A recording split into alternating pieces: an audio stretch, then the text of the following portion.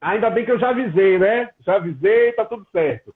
Pode continuar, Gilvan, seu raciocínio. Então, Pode continuar. eu preciso pensar aqui, a primeira coisa que eu preciso pensar é o Estado e as mudanças que precisavam ser feitas, só para você ter uma ideia, Gil.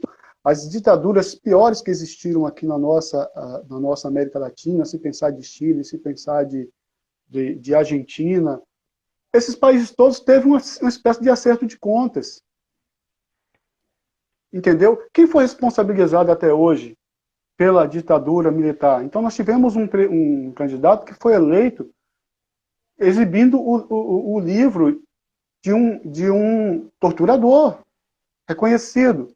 Então, assim, faltou esse processo de educação para as pessoas compreenderem de fato o que foi a ditadura militar, como ela se deu. A maioria das pessoas que viveu o período da ditadura defende a volta. Então, assim, é um processo que está dentro da sociedade. Sabe uma coisa que eu me assustei na minha experiência pastoral? Tinha uma coisa que me preocupava muito, Marcos. Eu me preocupava quando eu percebia a, as pessoas tinham uma propensão para reconhecer, parte significante das pessoas com quem eu lidava, tinha uma propensão para reconhecer com mais facilidade um líder que tivesse um viés mais autoritário, carismático e autoritário. Eu percebia que aquelas pessoas que, quando falavam, usavam termos que muitas vezes agrediam o público, o auditório, né? Não, essas pessoas falam a verdade, elas são ungidas, têm autoridade de Deus para poder falar. Aquilo que parecia ser algo próprio do culto, do reconhecimento de que havia uma força espiritual poderosa ali, eu estranhava e eu achava que aquilo não tinha relação com autoridade divina. E eu comecei a ficar me perguntando se aquilo não provinha de um próprio processo, e na época eu não tinha formação histórica, apenas teológica, mas se aquilo não surgia exatamente do nosso processo histórico e principalmente da ditadura recente. Mas depois, depois de algumas leituras, a gente vai ampliando esse leque e percebendo que o nosso país, na verdade, a democracia ela sempre existiu enquanto ela era favorável aos interesses de alguns grupos da elite brasileira. A partir do momento em que começa a surgir a ampliação de direitos, em que a sociedade maior vai sendo inserida, vai sendo aceito, vai sendo ampliando os direitos, as liberdades, então esses grupos se sentem ameaçados e eles acham que tem que fazer alguma coisa. E isso não é só no Brasil.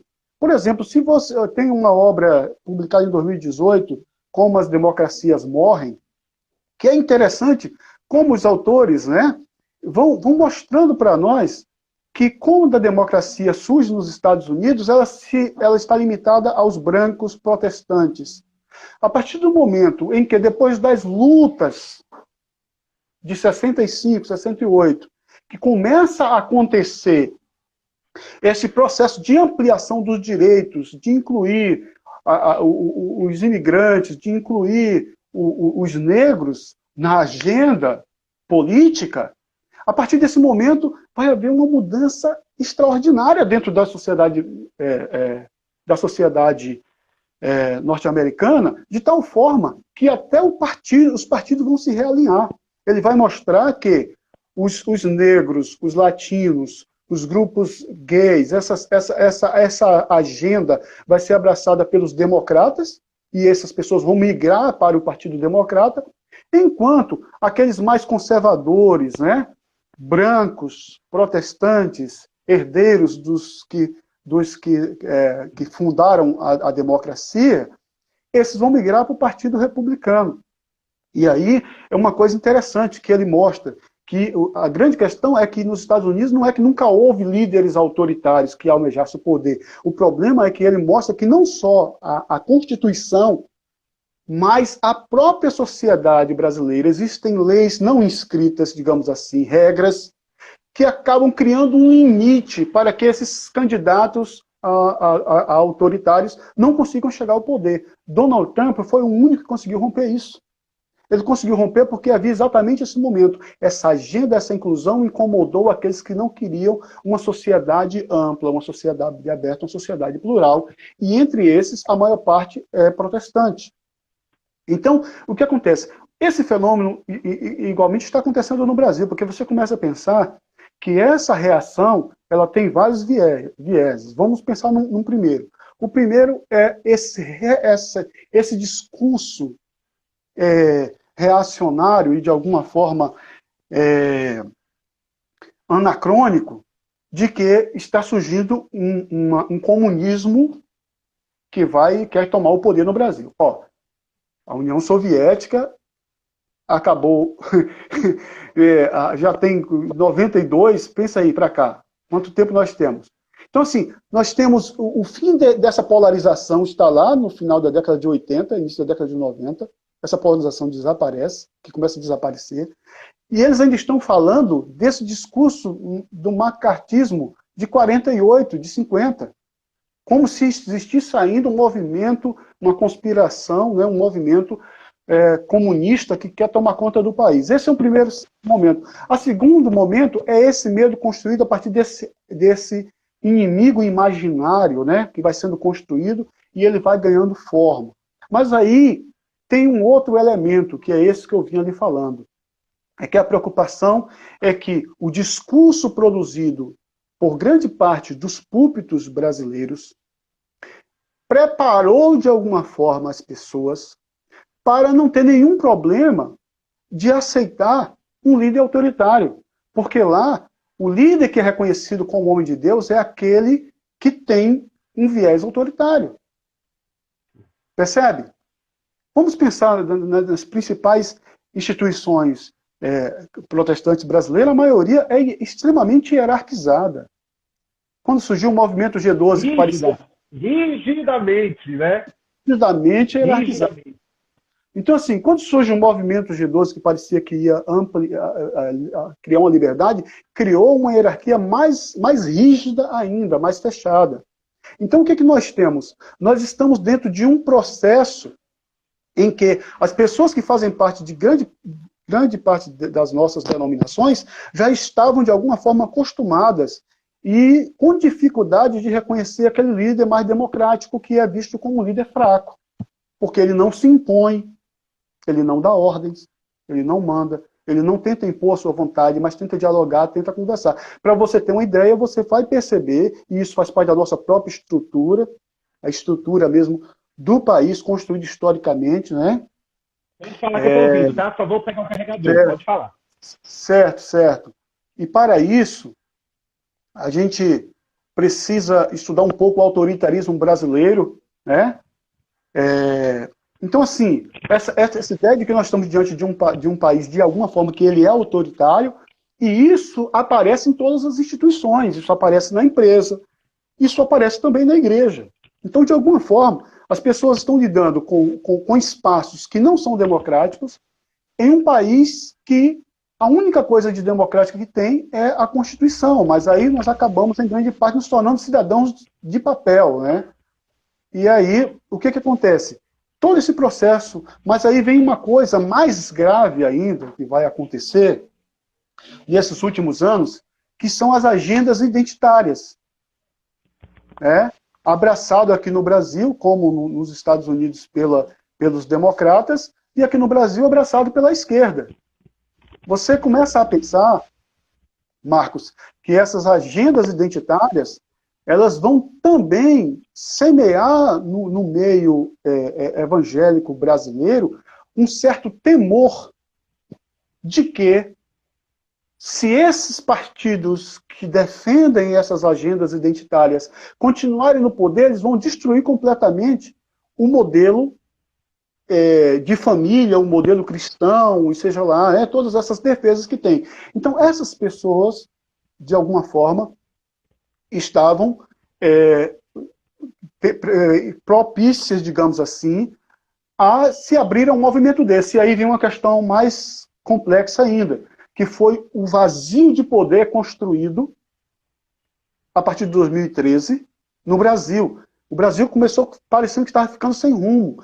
E aí, em 2013, 2014, eu comecei, principalmente em 2014, eu comecei a ficar preocupado, eu comecei a ficar com medo, porque eu disse, começa a aparecer esse vazio de poder, a ausência de lideranças, os nossos representantes até agora perderam completamente o seu poder. Vem a Lava Jato e ficamos sem representações. E o que acontece? Esse é um terreno próprio para poder surgir esses demagogos que vão trazer um discurso de suposto salvador da pátria e encontra o nosso espírito, né, como eu diria, messiânico, né? Então, assim, é uma série de fatores que, combinados, na minha concepção, vai fazer com que essas pessoas fluam de uma forma muito pesada para apoiar esse movimento que, de alguma forma, iria salvar o cristianismo brasileiro. Eu fui participar, por exemplo, de um debate em uma das rádios aqui em Nápoles, me convidaram para um debate, e o debate era exatamente antes da eleição, para poder discutir algumas questões que estavam rolando no Brasil, e uma delas, as fake news, né? E aí chegaram numa coisa chamada kit gay, que também o kit gay, que ajudou a eleger, né? Entendeu? Aí, assim, esse kit gay, no debate, quando eu estava esperando lá o momento de começar o debate, eu estava na sala lá aguardando, chegou uma outra pessoa, e eu fiquei assim pensando, será que ele vai participar do debate? Aí quis saber quem era. Aí me disse, eu sou professor. Aí eu falei, finalmente, chegou mais um professor aqui a gente discutir. Só que ele não tinha me dito também que ele era pastor. E aí no final, ele revelou que ele era professor, mas ele também era pastor, e ele batia com todas as forças de que existia uma cartilha gay que ia ser espalhada nas escolas, que já estava espalhada e estava ensinando. Eu falei, olha, eu também sou professor e eu estou querendo que você me consiga uma cartilha dessa, me diga onde é que ela tem, porque até agora eu não conheço, na universidade não me apresentaram, na escola até agora o diretor não me apresentou, ninguém me apresentou essa cartilha, só estou ouvindo dizer que ela existe, e eu quero a cartilha dela, inclusive saber qual o método que eu vou usar para poder ensinar, utilizar esse material na escola. Uma ironia para poder mostrar que ela não existia, era apenas um discurso, e depois foi comprovado que realmente não existia. Então, mas isso fez com que as pessoas, e eu não estou aqui dizendo que elas eram pessoas más, não vamos achar que todas as pessoas que elegeram o Bolsonaro eram fascistas ou de tendência fascista. Tem uma série de fatores que fez com que o nosso povo, de alguma forma, tivesse dificuldade de compreender de fato o que estava acontecendo nele.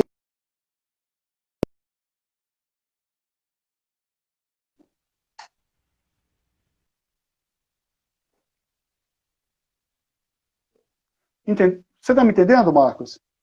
Você está me ouvindo? Pode continuar. Alô? Oi, Marcos. Fala aqui na internet. Pode continuar. Estou ouvindo.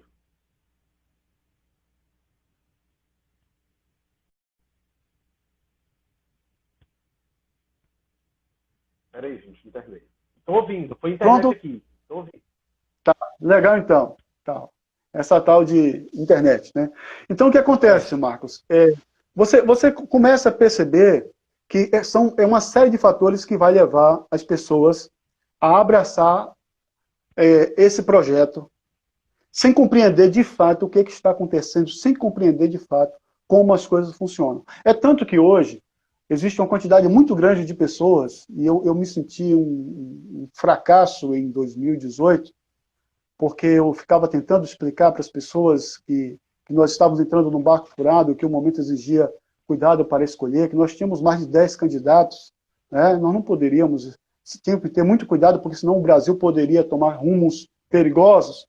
E eu estava falando isso, não é porque eu tinha alguma coisa contra a pessoa do Jair Bolsonaro em si, mas por conta daquilo que ele já tinha mostrado. Ele deixou claro, ele falava sem nenhum problema que se ele assumisse o governo, ele dava um golpe. Ele vem falando isso há muito tempo, na hora. Que ia fazer o trabalho que a ditadura não fez, matar 30 mil. Tudo isso é uma coisa que é para se assustar. Ele votou pelo impeachment da Dilma em nome de uma pessoa que a gente sabe, que torturou pessoas, e muitas pessoas. Então, assim, ele deixou claro, mas as pessoas não estavam conseguindo ouvir isso, até porque, de alguma forma, muitos estavam querendo um governo que, com autoridade, pudesse resolver os problemas do Brasil. Só que nós não precisávamos de autoridade, precisamos de inteligência, de capacidade.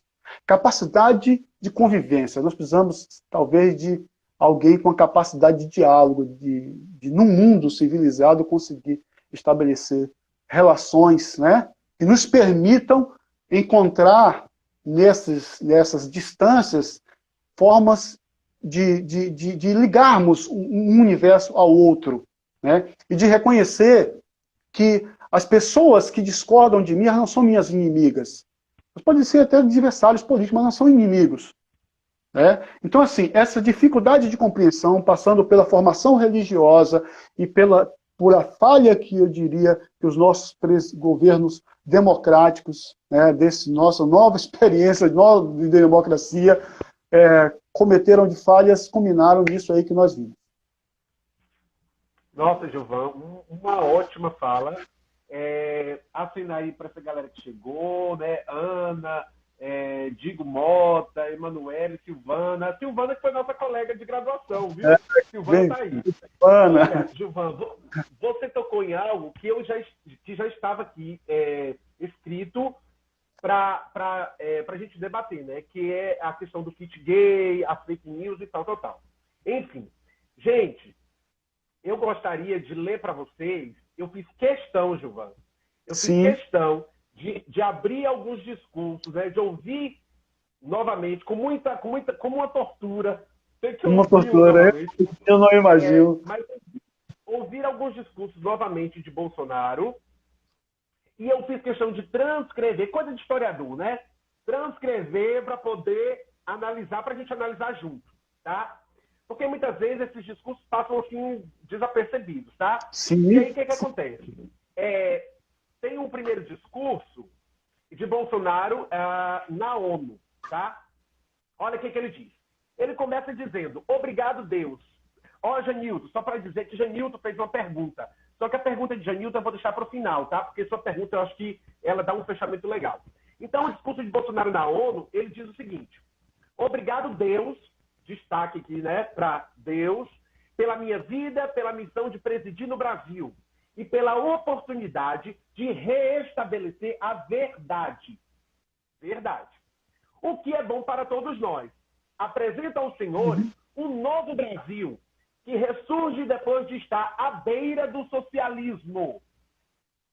O vídeo de Quinho está embaçado e o áudio está baixo.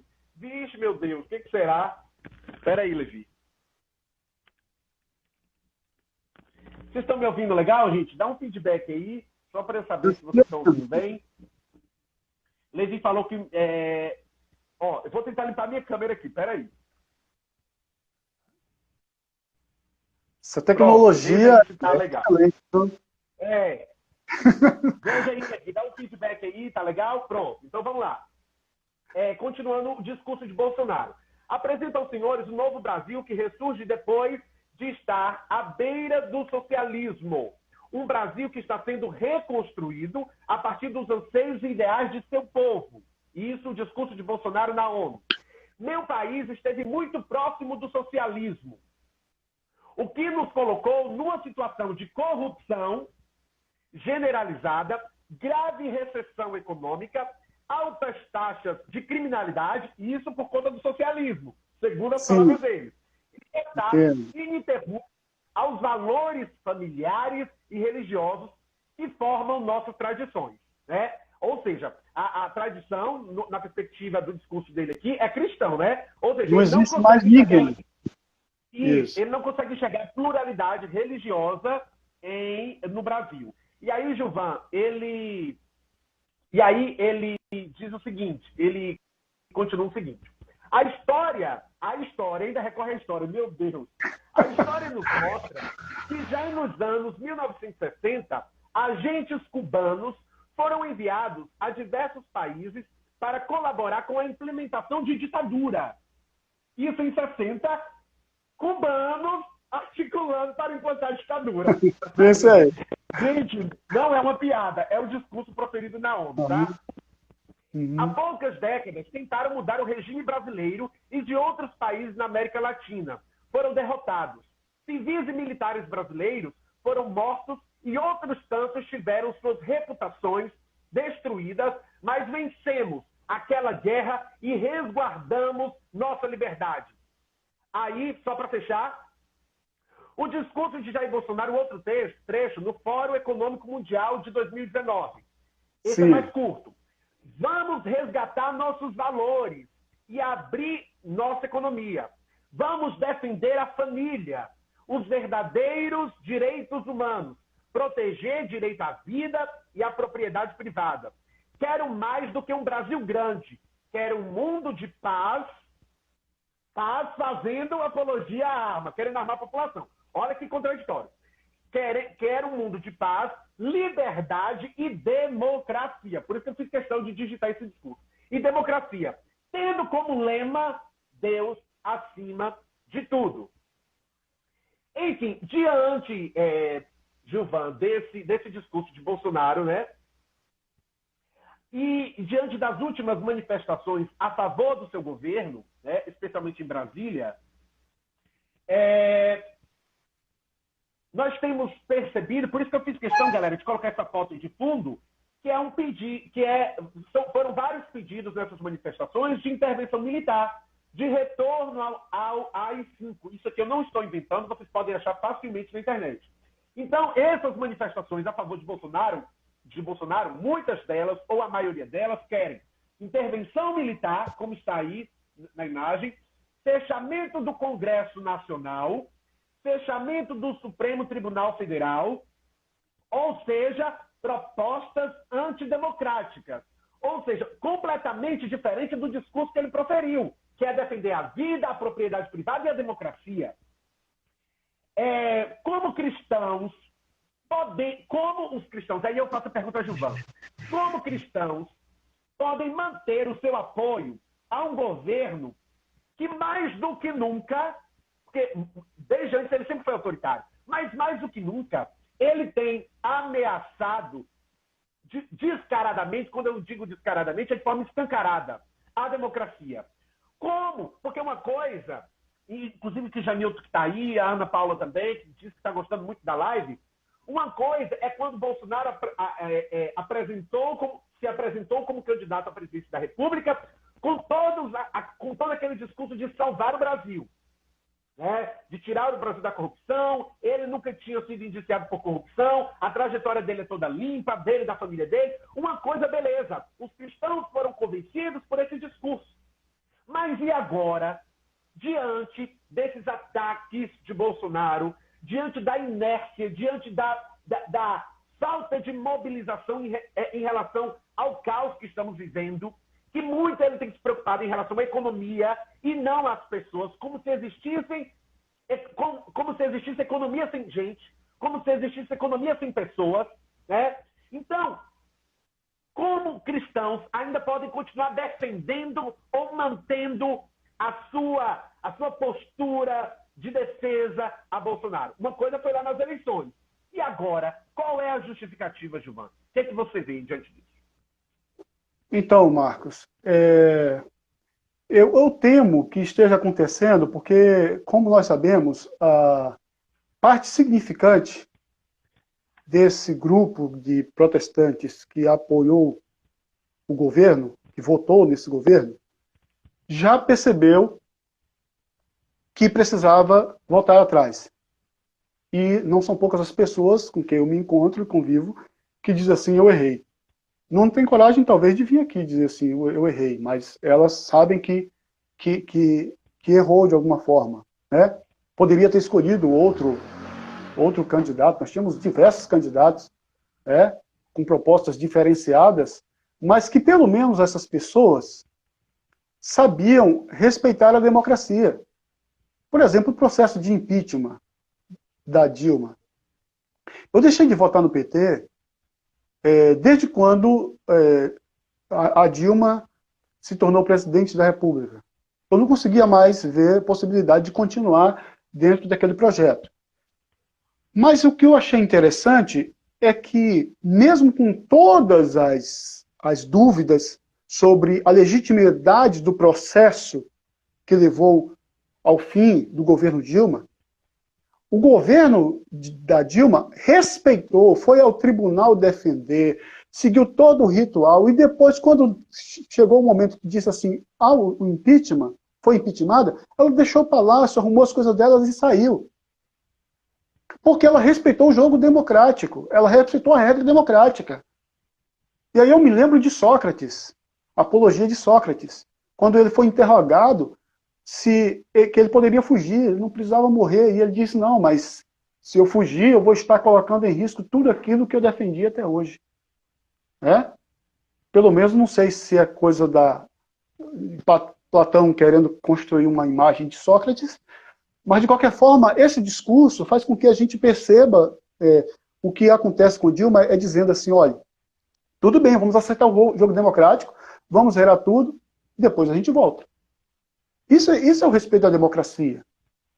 O que acontece é que as pessoas estão ainda defendendo o Bolsonaro, e eu não tenho como dizer isso aqui, afirmar nada, mas pelo menos a gente faz algumas análises. Podemos pensar em algumas possibilidades, porque elas continuam defendendo. Por um lado, se você perceber, o governo foi lotado e foi dado visibilidade, porque no governo Dilma também tinha evangélicos no governo, mas não estava na mídia, que eles estavam lá. Depois, como foi o processo que o levou ao palácio? Ele foi batizado no Rio Jordão. Isso foi publicizado. Existe um pensamento, em parte, dos evangélicos brasileiros. Todos os anos, milhares de evangélicos no Brasil voam para Jerusalém. Existe essa relação que foi construída, né, bem o imaginário de que agora estamos próximo do fim do mundo e de que vai acontecer o arrebatamento em Jerusalém, é o lugar onde vai ser construída a cidade prometida, e essa coisa tem crescido dentro do coração das pessoas, e elas fazem sacrifícios e voam para Jerusalém todos os anos. E o que o Bolsonaro disse? Esse é um governo que vai defender e apoiar Israel. Só que a relação dele não era com Israel, com o Estado de Israel, mas com o presidente atual de Israel, como também a relação não é com os Estados Unidos, mas com o presidente atual dos Estados Unidos. E é provável que se mudar o presidente dos Estados Unidos, vinha um outro presidente diferente de Trump, as relações vão mudar, porque a relação é pessoal.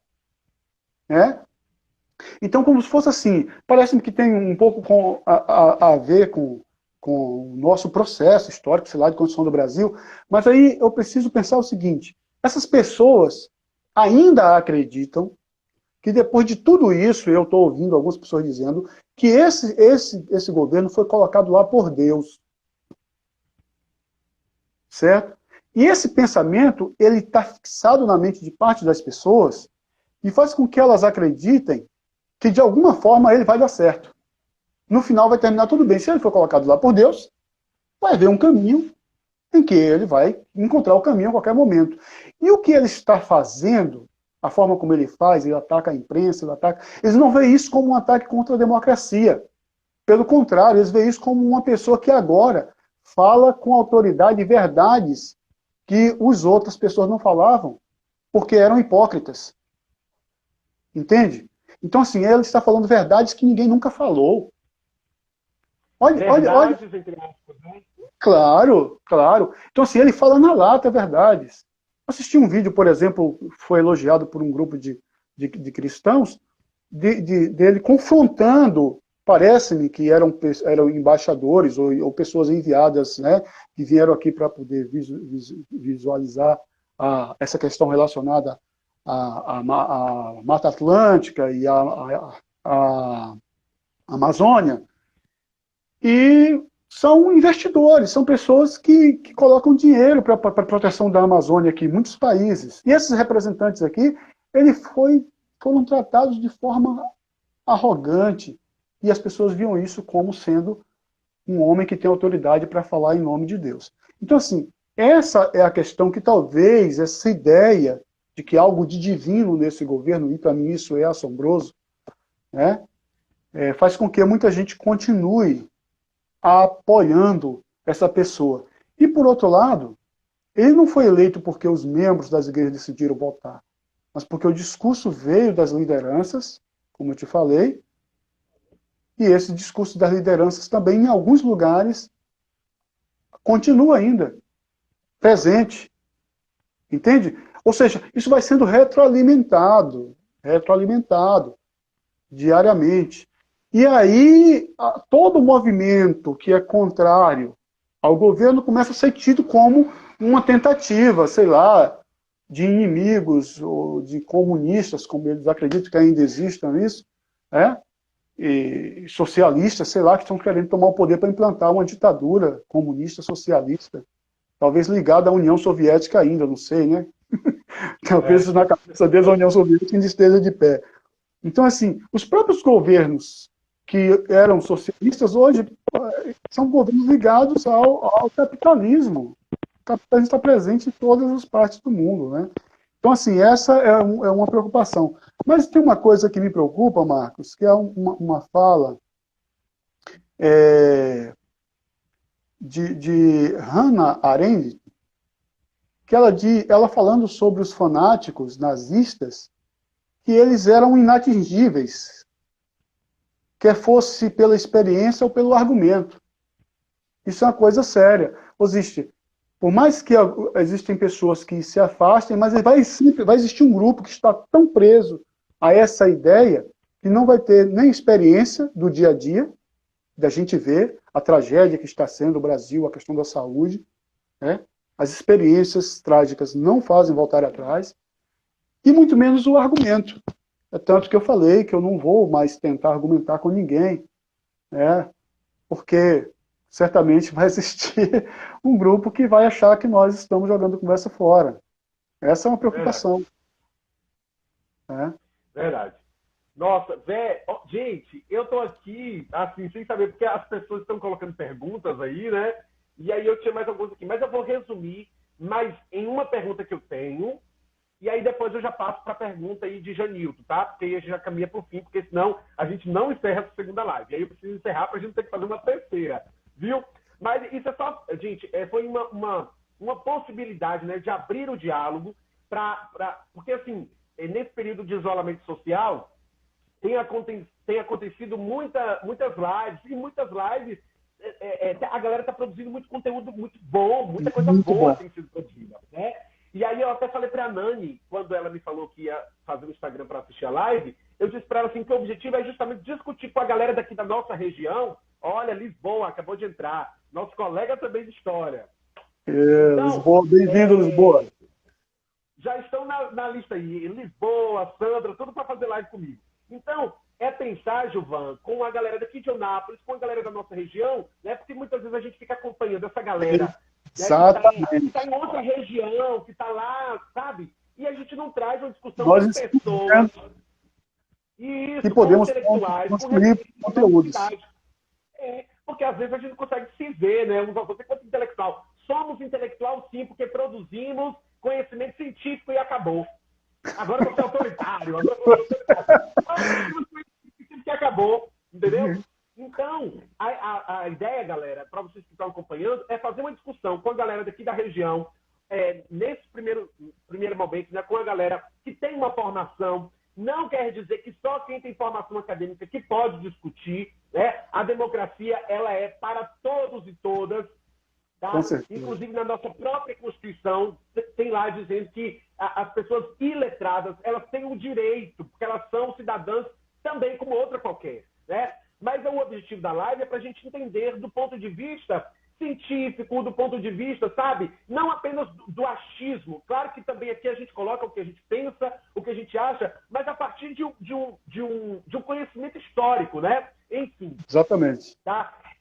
Para fechar essa minha última pergunta, e depois eu passar para a pergunta de Janilton, espero que ele esteja aí ainda acompanhando, eu quero reproduzir mais uma fala de Jair Bolsonaro. Essa aqui por isso que eu disse naquele momento, Gilvan, que ele não enganou. Por isso que eu disse naquele momento que ele não escondeu a verdadeira face dele. Sem dúvida.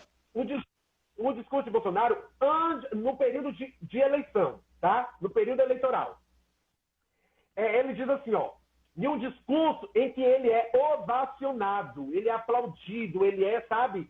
Enfim, eu escrevi exatamente como ele fala. Ele diz assim, se eu chegar lá no que depender de mim, todo cidadão vai ter uma arma de fogo dentro de casa. Quando ele termina isso, todo mundo aplaude. Ou seja, as pessoas que estavam ali, todo mundo concordando que todos os cidadãos brasileiros precisam, né, ter arma dentro de casa para se defender contra a violência, tá? Meu tio de São Paulo acabou de entrar aí, tio Adonil, seja bem-vindo. E aí ele continua dizendo o seguinte, Ivan, não vai... Olha isso aqui, para a gente historiador é pesado, Ele diz a seguinte coisa, não vai ter 1 centímetro demarcado para reserva indígena ou para quilombola. Com parcerias, nós vamos resgatar esse Brasil. Ou seja, o problema do Brasil é quilombola indígena. Nesse momento, aí eu anotei do jeito que acontece no vídeo, isso está no YouTube, vocês podem achar, gritos e a galera começa a gritar, mito, mito, mito. Quando o cara afirma isso, que não vai ter 1 centímetro de terra demarcada à reserva indígena ou à quilombola. E aí ele continua. Comecem já a ir se acostumando, aquele jargão, né, do período eleitoral. Aí tem um outro discurso dele que ele diz, né, que ele só fala dos filhos homens, e aí ele diz da filha dele que na 5ª vez ele deu uma fraquejada e veio uma mulher. Isso aí todo mundo já está cansado de saber disso, que ele proferiu isso. Isso aqui não é invenção, galera, tá? Eu digitei do jeito que ele fala. E o último trecho, que ele está numa entrevista numa rádio, ele diz o seguinte, eles dizendo da esquerda, ou dos petistas, ou dos lulistas, ou... Não precisa nem ser petista ou lulista, ou as pessoas contra Bolsonaro. Ele diz assim, eles querem igualdade. Não, eles não querem igualdade. Eles querem privilégios. E aí ele diz, ele afirma, e eu tenho imunidade. E aqui ele está falando, aqui a fala dele é sobre o movimento LGBT. Que eles não querem igualdade, eles querem privilégios. E eu tenho imunidade para falar que sou homofóbico, sim. Bom, diante disso, você vem me dizer que Bolsonaro escondeu a verdadeira face? Não. Ele disse desde o início para que veio. E aí a minha ideia, a minha hipótese, né, o que eu defendo, o que eu acredito é Bolsonaro, ele não foi eleito enganando. Ele foi eleito porque exatamente o que ele disse encontrou ressonância entre as pessoas. Encontrou identificação entre as pessoas.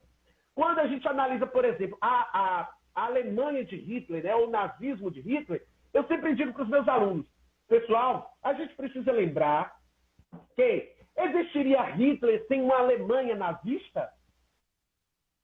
A gente precisa parar e pensar essas coisas, porque assim, a gente protagoniza muito, quer seja para o bem, quer seja para o mal. A gente tem mania de colocar as nossas projeções em uma só pessoa. Mas é um conjunto de fatores. Ou seja, a sociedade brasileira, como você bem já colocou, Gilvan, ela é conservadora, moralista, né? Então, com esse discurso do kit gay, com esse discurso da mamadeira de piroca, me desculpe dizer isso, mas foi o que o presidente disse, né? Com o discurso da defesa da família, gente. Então, ele foi eleito. Então, ele não foi eleito enganando, ele foi eleito justamente porque eu vejo assim, porque a sociedade é homofóbica, porque a sociedade brasileira é moralista, porque a sociedade brasileira é transfóbica, porque a sociedade brasileira é racista, né? Então, a sociedade brasileira encontrou em Bolsonaro a projeção do que elas queriam, dos desejos dela. A Renata está dizendo aqui, ele é triste. Pois é, ou seja, como o Gilvan colocou, ele disse a verdade que as pessoas queriam ouvir. Ou seja, Bolsonaro expurgou os fascismos que as pessoas tinham guardado dentro delas. Ou seja, melhor, para ficar mais claro, Bolsonaro expurgou a intolerância que as pessoas tinham dentro dela. Cada um tinha dentro dela. Então, diante disso, Giovanni, eu te faço a seguinte pergunta. Agora vamos à pergunta. E aqui é a minha última pergunta para a gente pensar agora democracia e justiça. Porque não tem como pensar democracia? Não há possibilidade. Sem pensar justiça. Exatamente. Pensar a democracia, pensar exatamente uma equidade, igualdade, né? Direito de todos. Agora, eu considero que a nossa democracia ela é uma falácia, ela é um grande engano. Por quê? Olha só. Eu pergunto a seguinte coisa. Que democracia é essa que faz valer a igualdade, que não faz valer a igualdade de fato entre os indivíduos e classes sociais? Querem justiça sobre o pobre. Quando o pobre rouba comida para alimentar a si mesmo e a sua família, esse indivíduo mostra não sei quantos anos na cadeia sem ser julgado. Se vocês procurarem na internet, vocês vão ver quantos processos de crimes simples que poderiam ser julgados estão lá empilhados. E as pessoas, majoritariamente pobres e negros, estão mofando na cadeia. Com isso, eu não quero aqui defender criminoso, não é isso. É só para a gente entender a questão da democracia. Democracia pressupõe igualdade, liberdade e direito de todos. Então, que democracia é essa que quer justiça sobre o pobre que rouba comida para comer e a absolvição dos grandes ladrões capitalistas que roubam bilhões, que trapaceiam, que sonegam impostos, que oprimem e ainda acham que isso é justiça? Tem mais. Que justiça é essa que o branco não é julgado como negro, o negro não é julgado como branco? Que injustiça é essa que a mulher não tem os mesmos direitos que os homens? Que injustiça é essa que quilombolas e indígenas são perseguidos como se fossem a escória da sociedade? Que ricos e pobres são completamente diferentes, pois o que vale na nossa sociedade é quem tem mais capital. E, nesse caso, obviamente, não é o pobre. Que justiça é essa? Pode falar, Gilvan. Então, Marcos, diante de tudo que você colocou aí, a gente está claro que o nosso país, a ideia de democracia, ela ainda está por se construir. Porque como é que eu posso pensar numa democracia sem pensar numa cidadania plena? E como é que eu posso pensar em cidadania plena se parte das pessoas não tem onde morar, não tem onde comer? Essa coisa do auxílio emergencial agora escancarou a quantidade de pessoas no Brasil que está sem recursos para sobreviver. E aí, esse fenômeno que nós estamos vendo, que se aprofundou agora com a emergência da globalização, do crescimento das desigualdades, né?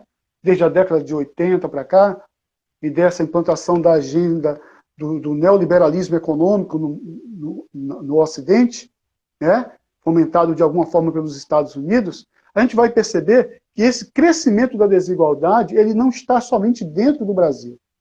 Os Estados Unidos é o país capitalista mais estruturado do mundo, mas, ao mesmo tempo, a desigualdade dos Estados Unidos cresce de forma assustadora, né?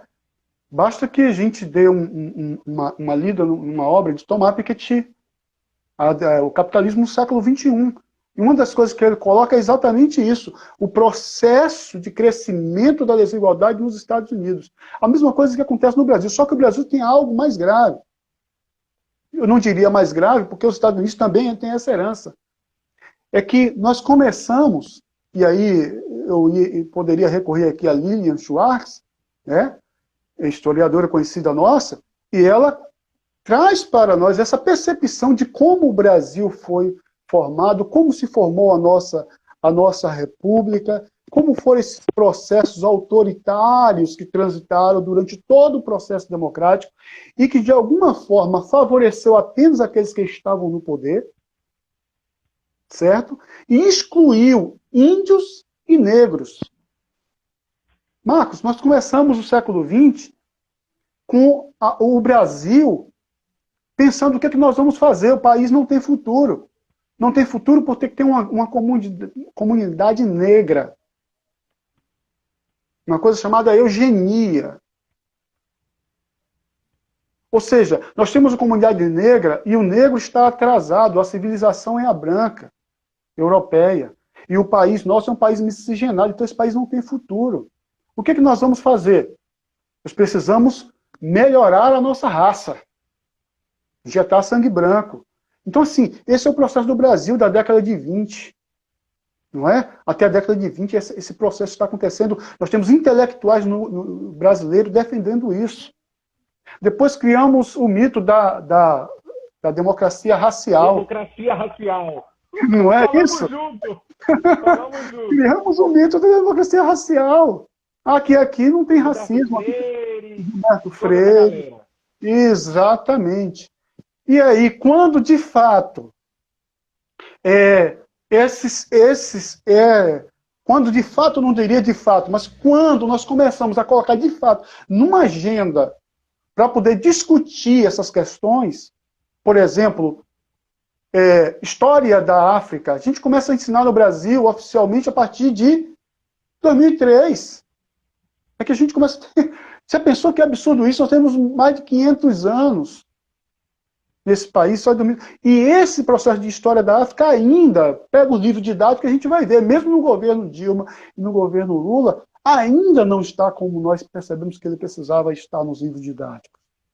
Entendeu? Então, assim, a ignorância sobre o que é o indígena, né? Nós estamos vendo esse processo agora no Brasil, essa coisa de deixar passar a boiada, né?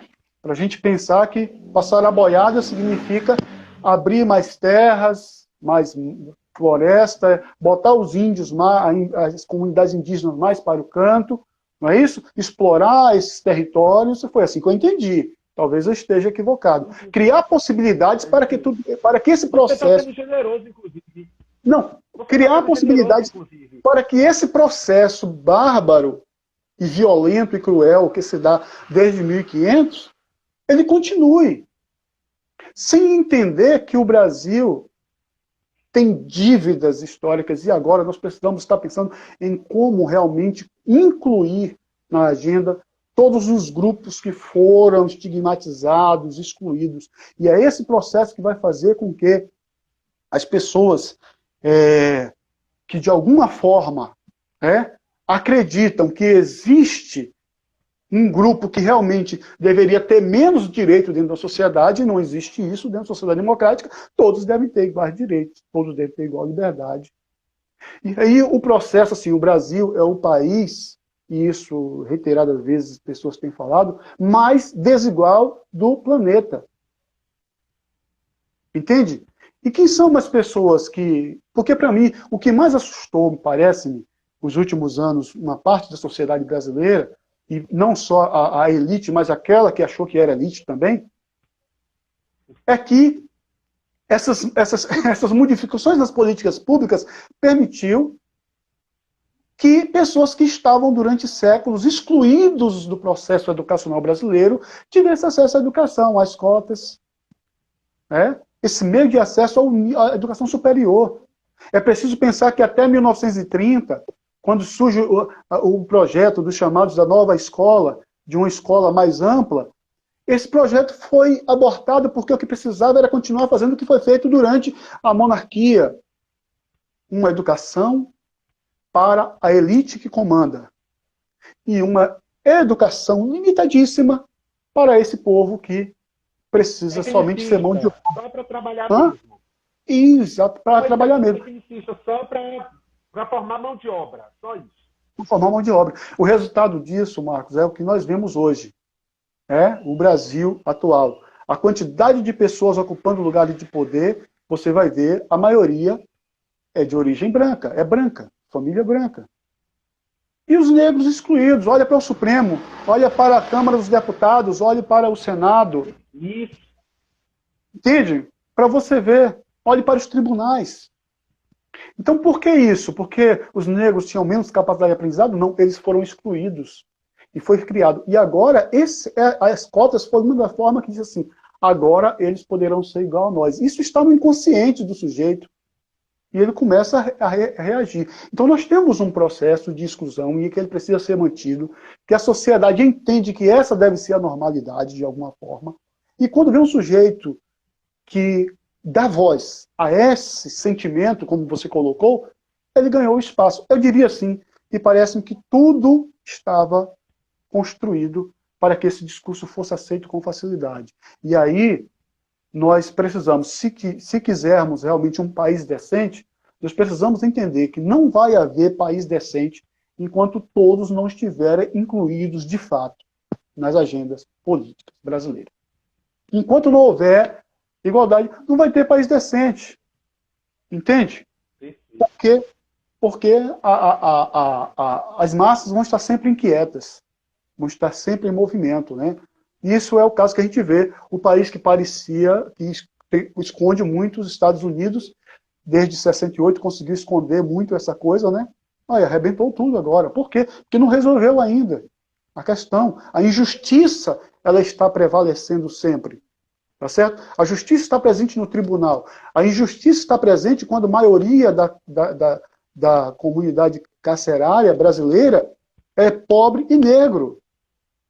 Então, assim, é preciso... E aí eu pensando, como estão falando de cristianismo, o cristianismo que não contempla tudo isso e não percebe que há uma necessidade de apoiar e defender políticas reparatórias nesse país que modifique essa estrutura, está em desacordo com o Evangelho e com a justiça pregada pelo Novo Testamento. Perfeito. Gente, como vocês estão vendo, o tema é complexo, é polêmico. Quero agradecer a todos vocês que estão aqui com a gente até agora. Quero encerrar. Se alguém tiver mais alguma coisa... Eu acredito que nem vai dar mais tempo para a gente responder mais questões, tá? Isso que foi uma primeira live, a gente pode marcar uma outra. Inclusive, Gilvan, já fica uma deixa aqui para a gente pensar religião e racismo. É um outro debate aí para a gente fazer. Eu acho muito interessante, tá? Uhum. Mas eu quero fechar com a pergunta de Janilton, tá? Janilton, ele fez uma pergunta e ele falou que espera a resposta. Ele fez duas perguntas, tá? Vou ver se consigo responder. Vamos ver, né? Bem polêmica, viu? Se prepara. Vamos tentar enxugar bastante, porque eu acho que a gente só tem 10 minutos. Tá. Ele diz o seguinte: tem uma dúvida. Será errado o protestante se posicionar no meio político? Ô, Janilton, vou te passar minha dissertação. Vou lhe passar minha dissertação e minha monografia, que eu trabalhei exatamente isso. Se posicionar, Marcos, você entendeu assim, assumir uma posição política? Seria isso? Minha posição política, Isso é ser protestante. Isso é ser protestante. Pois é. Então, o protestante se posicionar no meio político, a fala do pastor Gilvan, a qual tenho respeito. Ele tinha dito isso e tal. E aí teve um momento que ele fez um comentário assim, Gilvan, se você fez alguma abordagem sobre o fascismo e tal, não sei se cortou o áudio para ele, mas você disse exatamente que não é que todos os cristãos que votaram em Bolsonaro é porque comunga desse fascismo ou que tem prática fascista. Não quer dizer isso, né?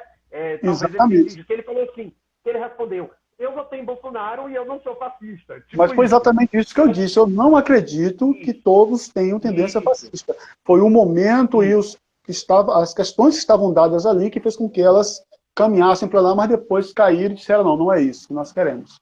Perfeito. E a segunda pergunta dele, né, primeiro é essa, né, se é errado o cristão tomar uma posição no meio político, e segundo, ele colocou assim, é errado termos organizados, é errado, porque está bem pequenininho, gente, é errado sermos organizados com relação de hierarquia, aonde congrego sempre expressei meu posicionamento, mas sempre ouvindo os lados. E qual a indicação... Eita, por isso que eu queria fechar com essa, que essa aqui é polêmica. E qual a indicação de um partido que abraçaria sem elitizar uma classe? Olha isso. Eita, isso aqui é coisa para uma live. Mas o que você acha aí, Gilvan? Responda que depois eu faço minhas considerações finais também. A questão da hierarquia, eu diria o seguinte, a reforma protestante ela tem como base a quebra da hierarquia. E aí eu aconselharia a leitura de um livro, Da Liberdade do Cristão, que é de Martinho Lutero. Eu acho que essa obra, Da Liberdade do Cristão, nos permite perceber um pouco do que seria essa nova perspectiva, né, da reforma protestante. Tá?